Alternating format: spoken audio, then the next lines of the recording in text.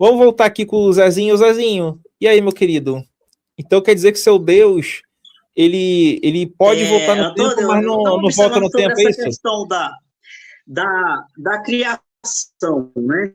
Ah, Porque, assim, eu não sei se, eu não conheço a obra do Sabino, eu não vi nenhum vídeo ainda do Sabino falar sobre essa temática, que quando Deus ele vai criar, né, a terra, ela já existe. Ele já tem o elemento terra, ele tem o elemento água, e lá Capitão Planeta. tem todos os elementos necessários para a criação. A terra, ela tem todos os elementos necessários para manter todos os seres vivos. Os elementos que Deus precisava para a criação, lá já tinha na terra, né? Eu gostaria de saber do Sabino qual é o ponto de vista dele sobre essa questão, né? Se ele aborda isso no livro.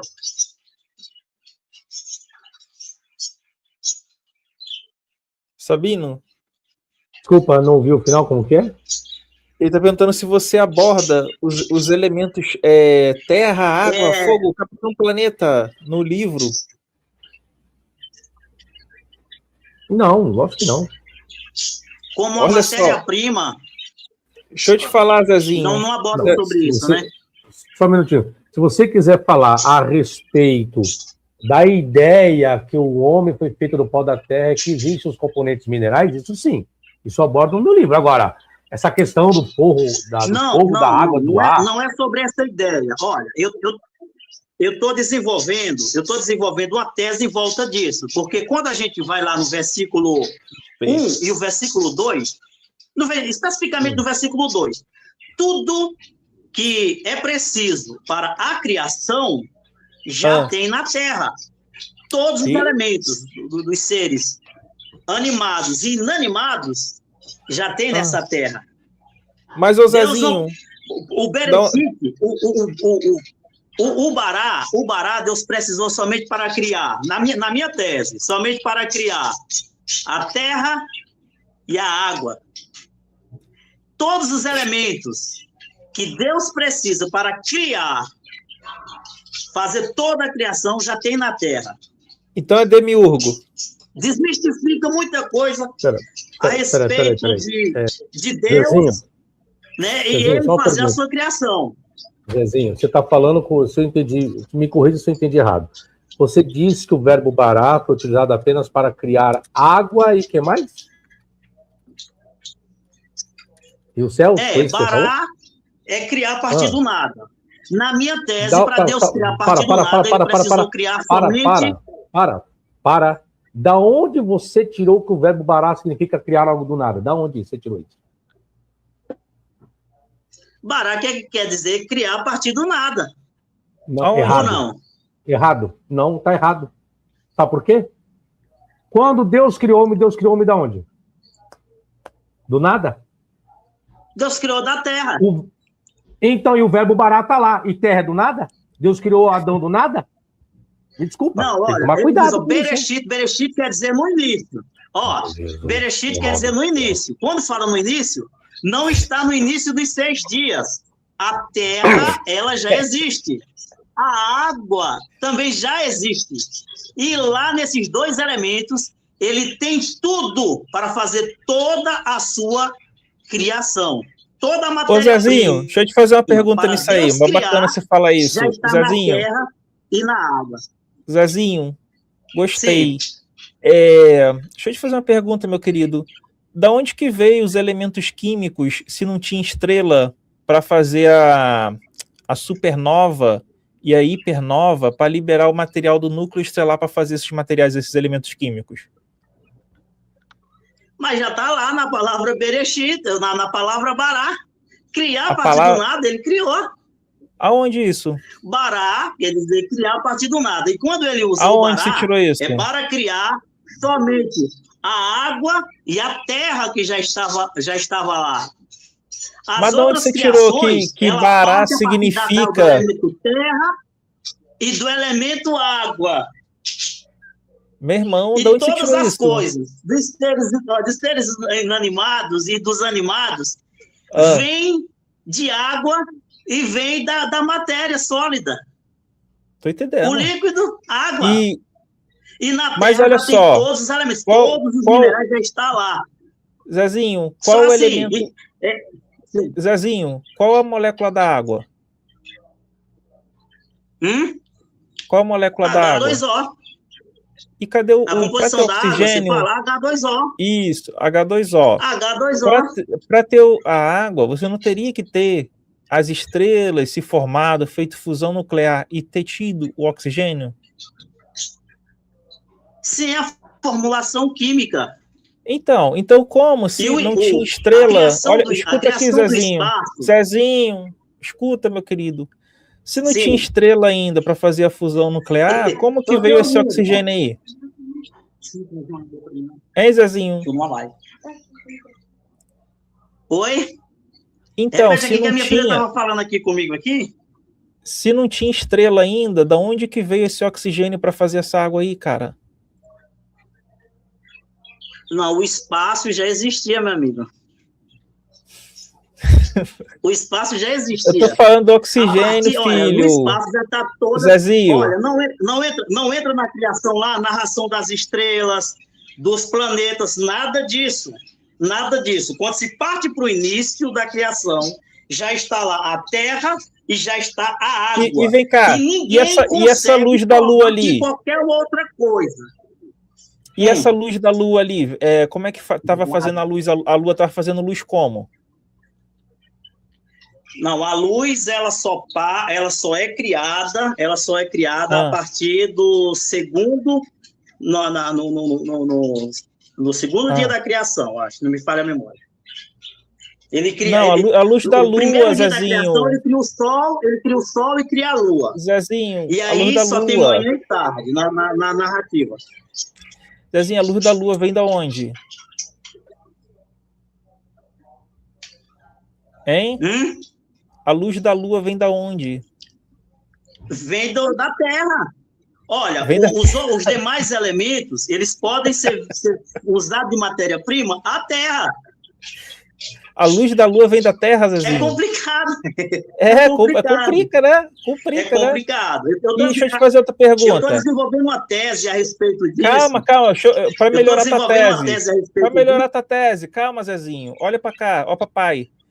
Ó, lá diz que a fotossíntese, as plantas já existiam antes do Sol e das estrelas. Qual era o fóton que essas plantas estavam usando para elas poderem existirem?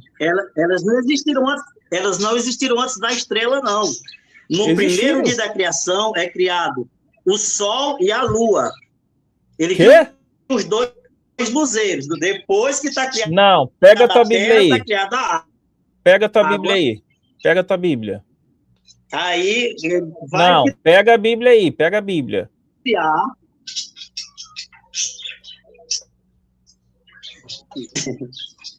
Lembrando que as estrelas eram no firmamento, hein? No versículo... Vai.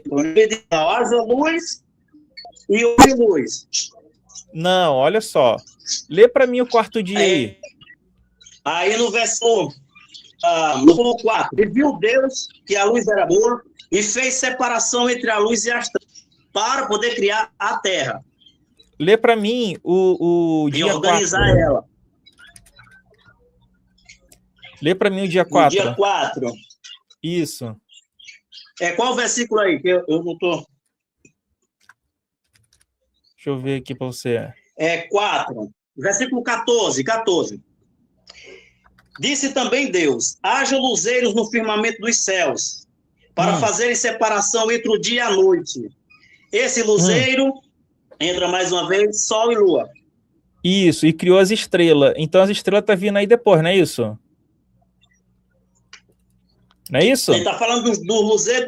Ele está falando dos luzeiros do céu, não está falando aqui das estrelas. O luzeiro está falando que vem para dominar. O luzeiro maior. Esse luzeiro, ele vem para dominar. Olha só. Ô Zezinho, é que não tá dando para conversar contigo, filho. Ó, você tem que prestar atenção aqui, ó. Olha aqui, vem cá. Como é que a Lua é um luzeiro, é isso? Isso. A lua é um luzeiro? E esse luzeiro vem para dominar. A lua é um luzeiro? Lua e sol. Criou os luzeiros. Então, sim. Mas como que a lua é um luzeiro? Me explica. Eles vêm, olha, eles não estão só lá como luzeiro. Eles não entram aqui só como luzeiro, entendeu? Eles entram também para ter um domínio, né? Para haver separação entre dia e noite, não é isso? E vem cá, mas não tem lua de dia não, né? Zezinho? Para estações, Zezinho. Para dias e para anos. Então, isso aqui... Ô Zezinho, essa lua que é um luzeiro na Bíblia, ela só aparece de noite, é? Não. Ah, ele está falando aqui que o luzeiros aqui está no plural. E noite. Então, estrela não domina o dia e a noite. Qual é a não ser o sol e a lua, que também... Deixa só, ô Sabino, se eu não me engano é lá em Jeremias 4. Sim, Só um minuto. Lá em Jeremias 4, vai falar essa questão que ele trouxe da terra ser sem forma e vazia. Só que lá no contexto de Jerusalém. Não é isso, Sabino? Lá no Jeremias 4, 23. Versículo 23. Observei a terra e eis que estava assolada e vazia, e os céus e não tinham a sua luz. Aí vai falar da observação dos montes. Vi que homem nenhum havia. Vi também que a terra fértil era um deserto, porque assim desfiou toda esta terra assolada de tudo, porém não consumirei. Por isso lamentará a terra. Vai entrar numa figura de linguagem e vai aplicar a nação. Então, tipo assim, se eu não me engano, tem isso também em Isaías. Esse sem forma e vazia, aí não é uma alusão que a terra foi destruída, derrotada, não seria mais ou menos isso? Que ele até fala, né, que agora não tem, não dá mais a sua luz, essas coisas, né? Então, essa luz seria a nação resplandecendo, vivificante, né? E aí ela, sem forma e vazia, seria ela derrotada nesse Jeremias? Não teria que analisar o contexto todo para ver se poderia existir essa prerrogativa. E se é voltado dentro do contexto lá de Gênesis, né? Entendeu? Uhum. Você está querendo fazer um contexto paralelo.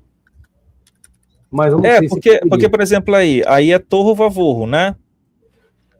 Esse Torro Vavorro que está em Jeremias, e aí ele falando que não dá luz, eu acho que não tem mais as aves no céu, alguma coisa assim.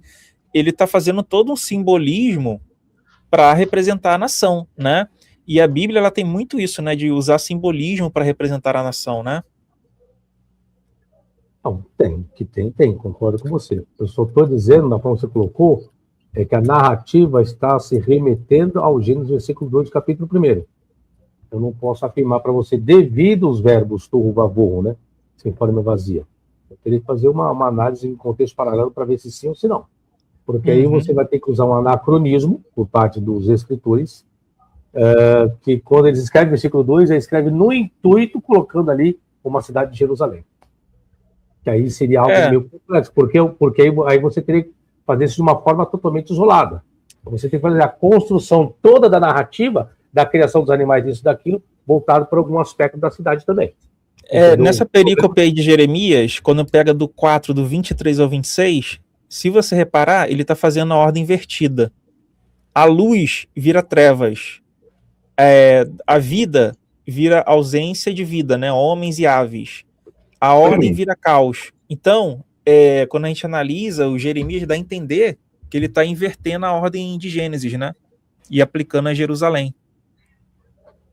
Então, eu não posso afirmar que sim nem que não. Teria que fazer a análise de contexto paralelo. E se eu não me engano, também tem Isaías... Estão aí, Antônio? Só um minutinho. Olha, só um minutinho, Zezinho. Rapidinho, Zezinho. Zezinho, calma aí, meu filho. Eu tô explicando aqui com o mestre Sabino, calma.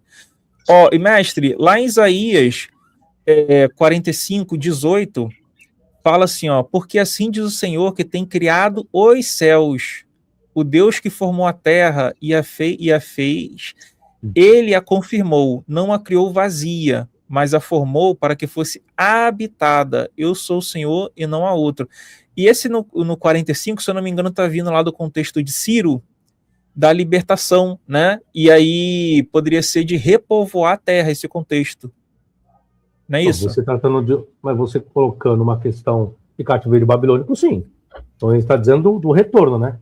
Que ela não pode ficar vazia. Ela tem que ser habitada. Ela não criou para ficar vazia, mas habitada. Você está no contexto você está no conceito de cativeiro, você está usando em qual sentido? Eles retornarão para a terra, apenas isso. Exato, porque lá no 45, quando a gente começa, quer ver aqui, ó. Assim diz o Senhor ao seu ungido Ciro. Ó, ungido aqui o Cristo, esse ungido aqui é Cristo, a Ciro, a quem toma pela mão direita para bater as nações diante da sua face e cingir os lombos dos reis, né? E aí vem descrevendo até chegar lá nesse 18, sabendo que usa esses mesmos termos que estão em Gênesis e em Jeremias, né? Então, faz total sentido, né? Essa questão de terra ali em Gênesis se referir ao povo, né? A própria Jerusalém, porque até olhando o mito babilônico, eles também estão construindo a cidade deles, né? Na origem do mito. Não, na comparação, sim, só tem um problema, né, nessa conotação que você está colocando, porque a ideia de terra para uma nacionalidade só vai surgir a partir da semente de Abraão. Então, se eu faço essa construção que você está colocando aí, esse contexto temporal, não cabe muito teologicamente, porque a ideia para os escritores da narrativa do Gênesis de uma nação, que é Jerusalém, a terra de Canaã, só vai surgir a partir do patriarca Abraão. Então, mas aí é texto pós-exílico, é nesse sentido que eu tô falando, entendeu? Não tô falando da historinha, tô falando da fabricação do texto. Não, sim, mas isso eu tô falando. A criação dos escritores da narrativa do Gênesis para a ideia de uma nação, para um povo, a partir de Abraão. Então eu tenho dificuldades teológicas, exegéticas, para entender essa construção, como você colocou, antes do patriarca Abraão. Porque tudo é uma historinha, é isso que eu estou dizendo. Sim, mas eu estou falando a questão do enredo da narrativa. Porque a ideia de nação, nacionalidade, só vai surgir Jerusalém como uma nação, como uma cidade, estado e terra, que você está colocando, é só a partir da ideia. Jerusalém estou colocando, tá? Só a partir de Abraão. Eu não consigo, eu estou tentando encaixar isso antes da existência de Abraão por parte dos escritores da narrativa. Aí eu tenho que analisar melhor. Quem fala muito isso é o Dr. Oswaldo. Eu sei que essa é a tese dele, que o Gênesis foi desenvolvida pela turma de sacerdotes. Então eles estão colocando essa ideia. Eu ainda não li a tese dele, teria que ler a tese dele para ver. Bom, enfim, eu teria problemas a respeito disso. Isso aí, show de bola. Vamos lá, deixa eu ver aqui. O André falou assim, ó, já ouviram falar sobre a crença atribuída a bilionários de uma tal deusa criou um ser chamado Demiurgo e que esse Demiurgo é o nosso Deus da Bíblia? E aí, Sabino? Não tenho opinião sobre isso. Então, essa questão de Demiurgo, se eu não me engano, é a ideia platônica, né? E os primeiros cristãos, André, pelo que eu estou estudando aqui, eles tinham Jesus como uma espécie de Demiurgo, tá? Era muito envolvido com o platonismo. Então, depende do que você está falando, né? Se você estiver falando dessa ideia platônica que foi absorvida pelos primeiros cristãos, lá os gnósticos, essas coisas assim, talvez tenha sentido.